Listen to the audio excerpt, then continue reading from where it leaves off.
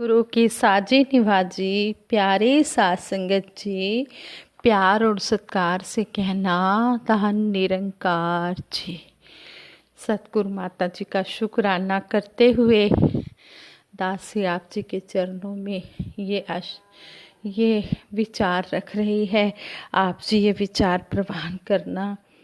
साथ संगत जी कहते हैं, तुलसी इस संसार में सुख दुख दोनों होए, ज्ञानी काटे ज्ञान से, अज्ञानी काटे रोए। जो ज्ञानी संत महात्मा होते हैं, दुख सुख तो उनके ऊपर भी आते हैं, पर वह इस सतगुरु निरंकार के भाने में रहकर इसके ऊपर अपने आप को सौंपते हुए अपना जीवन गुजारते हैं, तो उनको दुख भी दुख नहीं लगता, क्योंकि पता होता है संतों महापुरुषों को कि हमारे साथ हमारा सतगुरु निरंकार है। सुख भी इसने काटना है और दुख भी इसने काटना है।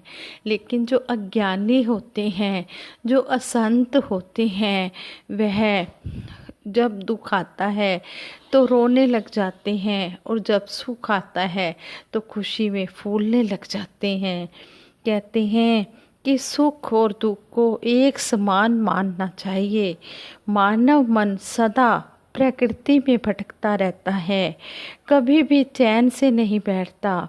मन हर समय उस प्रकार संकल्प विकल्प करता रहता है, जिस प्रकार बंदर पेड़ की एक टहनी से दूसरी टहनी और दूसरी टहनी से तीसरी टहनी पर कूदता फिरता है।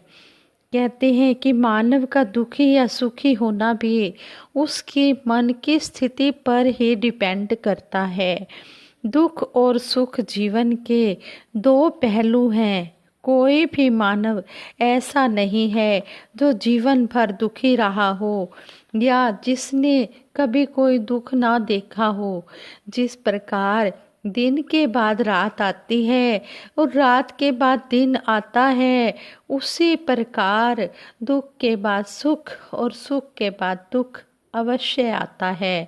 मानव एक तो तब दुखी होता है जब दुख का कारण होता हो, दूसरे मानव तब दुखी होते हैं जब उसकी दुखाकार वृत्ति बनी हो।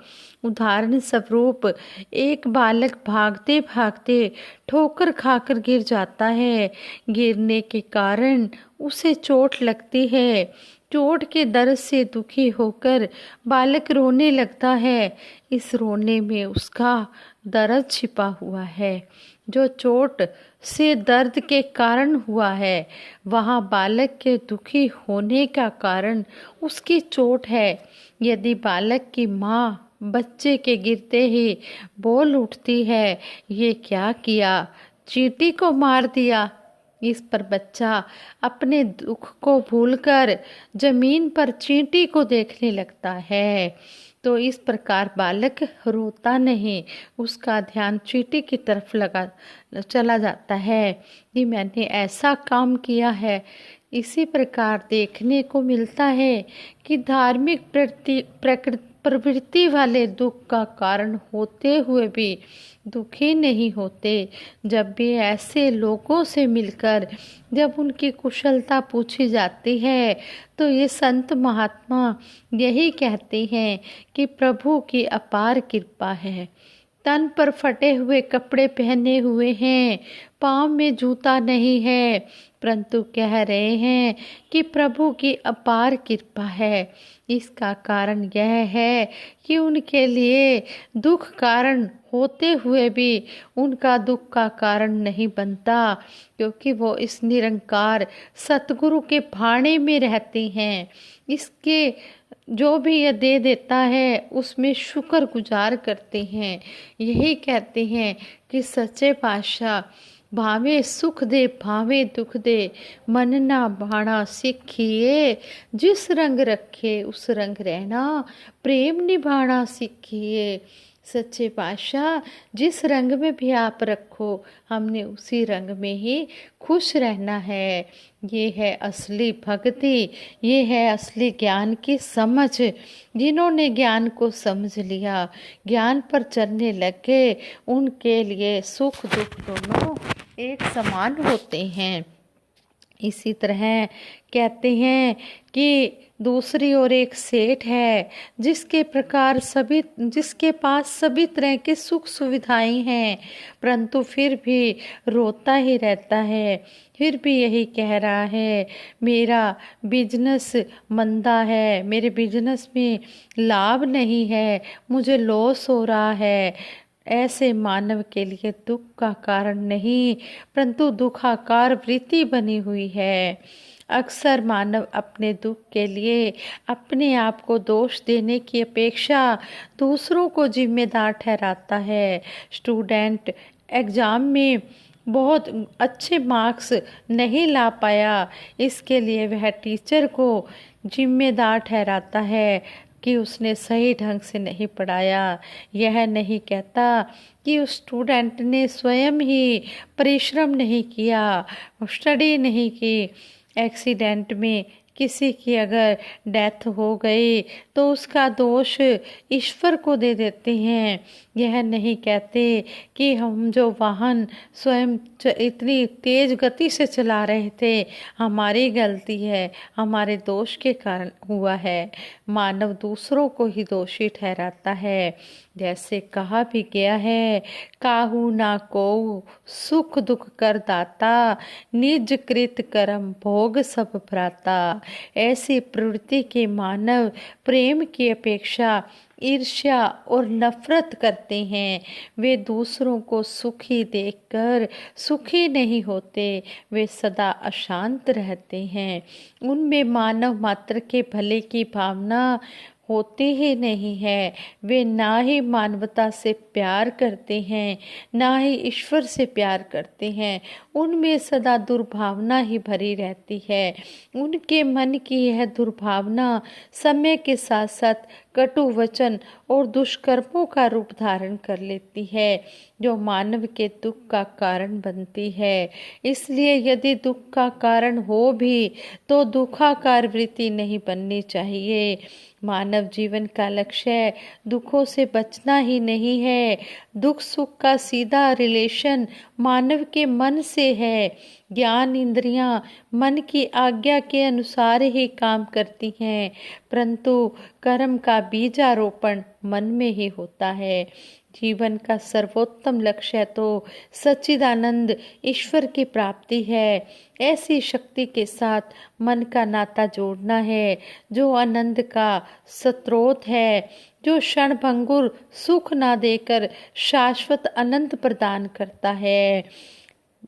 आनंद के स्रोत के साथ नाता जोड़ने और मानव जीवन के सर्वोत्तम लक्ष्य की पूर्ति के लिए मानव को ऐसे संत की शरण में जाना पड़ता है जो स्वयं ब्रह्म ज्ञानी हो और औरों को भी ब्रह्म ज्ञान देने की शक्ति रखता हो। जैसे कहा भी गया है, संपूर्ण अवतार वाणी में शहंशाह बाबा अवतार सिंह जी महाराज ने शब्द नंबर 24 में हमें समझाया है, ऐना ऊंचा केड़ा होवे जो ऐ ऊंचा जान ले, बूंद बने ओ आप समुंदर जो सागर विच आन पए, आप करे जे किरपा आपे अपना आप जना सकदा ए, अवतार गुरु जे मिल जाए पूरा छिन विच राम विखा सकता है।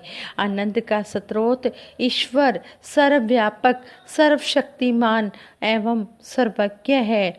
यह अनादि है, अनंत है, अजर है, अमर है, अडोल है। सभी वस्तुएं इससे उत्पन्न होकर इसमें ही विचरण करती हैं और इसमें ही समा जाती हैं। यही सबका जन्मदाता है, यही सबका पालन करता है, यही सबका सहार करता है। अकर्ता होकर भी सभी कर्मों का कर्ता भी यही है। ब्रह्म ज्ञान के बाद जो मानव मानव इस परम शक्ति के प्रति पूरी तरह से समर्पित हो जाता है, वह रजोगुण, तमोगुण और सतोगुण से ऊपर उठकर सुख दुख से परे संसार में विचरण करते हुए अपना जीवन व्यतीत करता है। ऐसा ब्रह्म ज्ञानी मानव सुख दुख में एक समान रहता है। वर्तमान समय में सतगुरु माता सुदीक्षा जी महाराज के मार्गदर्शन में संत निरंकारी मिशन मानव मात्र को ब्रह्म ज्ञान प्रदान करने के लिए प्रयासरत है, जिससे मानव सुख दुख में एक समान रहता हुआ वर्तमान और भविष्य दोनों काल में आनंद से परिपूर्ण रह सके। संगत जी, एक बार परम ममतामयी निरंकारी राजमाता जी ने हमें समझाया, एक माया है जिसे प्रकृति कहती हैं, इसको बनाने वाला निरंकार परमात्मा है। माया और यह निरंकार ब्रह्म एक दूसरे में ओतप्रोत हैं। माया आती जाती है, माया तब्दील होती रहती है, माया डामाडोल है, लेकिन इसको बनाने वाला परमात्मा तीन काल एक जैसा रहता है, इसमें कोई तब्दीली नहीं आती। यही अचल अडोल परम सत्ता संसार को बनाने, चलाने और मिटाने वाली शक्ति है। तीन ताकतें ऊपर हैं, सूरज चांद सितारे, तीन ताकतें नीचे हैं, धरती जल अग्नि। इसी तरह तीन ताकतें वायु जीव आकाश इस धरती और आसमान के बीच में मौजूद हैं। ये सभी ताकतें नाशवान हैं, ये एक रस रहने वाली नहीं हैं, ये समय के साथ खत्म हो जाएंगी। इन सब के खत्म हो जाने पर भी यह सबसे बड़ी ताकत, यह परम सत्ता खत्म नहीं होगी। यह जो शेष बच गया है, जिसका कोई रूप रंग आकार नहीं है, इस एक परम सत्ता के साथ एकाकार होना एकत्व है। इस एकत्व भाव को अपनाकर सभी आगे बढ़ते जाएं, सभी मिलजुल कर इस धरती का रूप संवारते चले जाएं, निखारते चले जाएं। भक्ति एक सीढ़ी है जिस पर चढ़कर कोई भी इंसान इस लोक की यात्रा तय करते हुए प्रभु के घर निरंकार में प्रवेश कर सकता है। परंतु ये सीढ़ी किसी भी भगत को स्वयं ही तैयार करनी पड़ती है।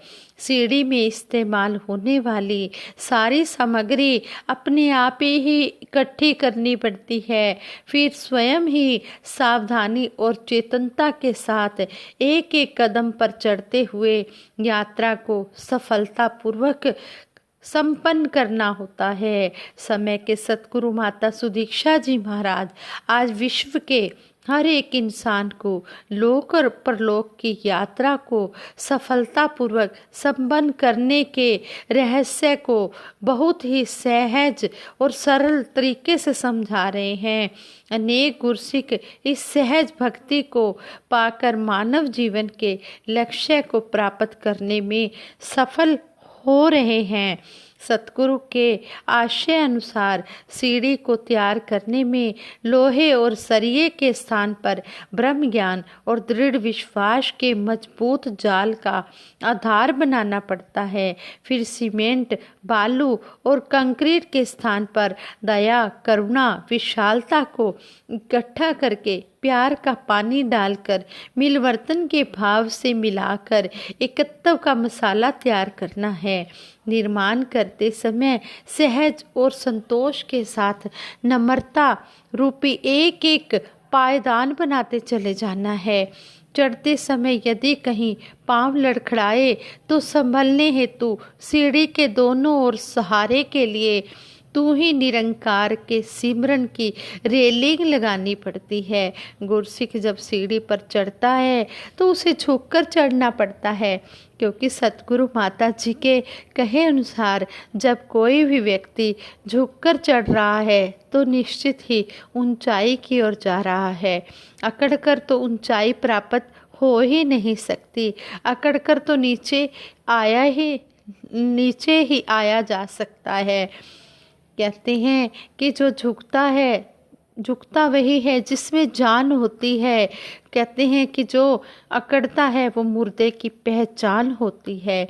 रावण ने भी अपने जीवन काल में ऐसी सीढ़ी तैयार करने का प्रयास किया था जो सीधे स्वर्ग में पहुँचे, परंतु वह इस कार्य में सफल नहीं हो सका, क्योंकि ना तो वह सीढ़ी में लगने वाले दया, करुणा व प्यार का मसाला तैयार कर पाया और ना ही सुरक्षित चढ़ने के लिए तू ही निरंकार की रेलिंग बना पाया, बल्कि वह तू ही के स्थान पर मैं की रेलिंग बनाता रहा। अहंकार में बराबर गिरते रहने की संभावना बनी रहती है। इसलिए रावण का स्वर्ग तक सीढ़ी बनाने का वह सपना अधूरा ही रह गया।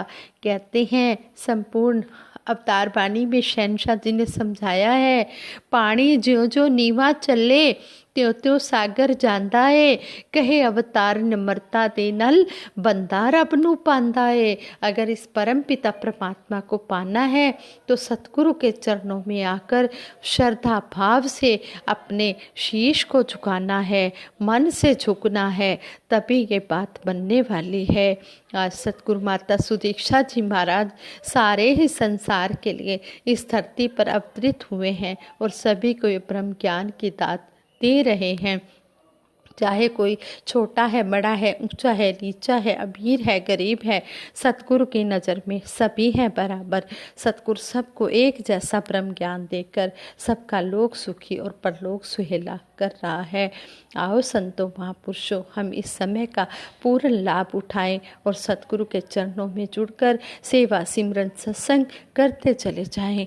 अगर दासी के मुँह से ये विचार करते हुए कोई गलती हो गई हो तो दासी को क्षमा कर देना और सतगुरु के चरणों से यही दासी सबके लिए आशीर्वाद मांगती है कि सच्चे पातशाह सबके ऊपर अपनी मेहर भरी सुवल्ली नज़र रखना, मेहर भरा हाथ रखना, सबके घरों में खुशियाँ हो, सुख हो, सभी खुश हो, सबके कारोबार में वाधे हो, सबके बिजनेस बढ़ते जाएं, सबकी तरक्कियाँ होती चली जाएं, सब भाग भाग कर सेवा सिमरन और सत्संग करें। सबको ऐसा बल बख्शना मेरे सच्चे पातशाह। दासी सबके सुखों के लिए अरदास करती है, सभी ने मिलकर सिमरन में साथ देना है। तू ही निरंकार मैं तेरी शरण हाँ, मैनू बख्श लो। तू ही निरंकार मैं तेरी शरण हाँ, मैनू बख्श लो। तू ही निरंकार मैं तेरी शरण हाँ, मैनू बख्श लो। तू ही निरंकार मैं तेरी शरण हाँ, मैनू बख्श लो। तू ही निरंकार मैं तेरी शरण हाँ, मैनू बख्श लो। बोलिए सतगुरु माता सुदीक्षा सविंदर हरदेव जी महाराज की जय। निरंकारी राजमाता गुरु बचन अवतार की जय। साथ संगत जी प्यार से कहना धन निरंकार जी।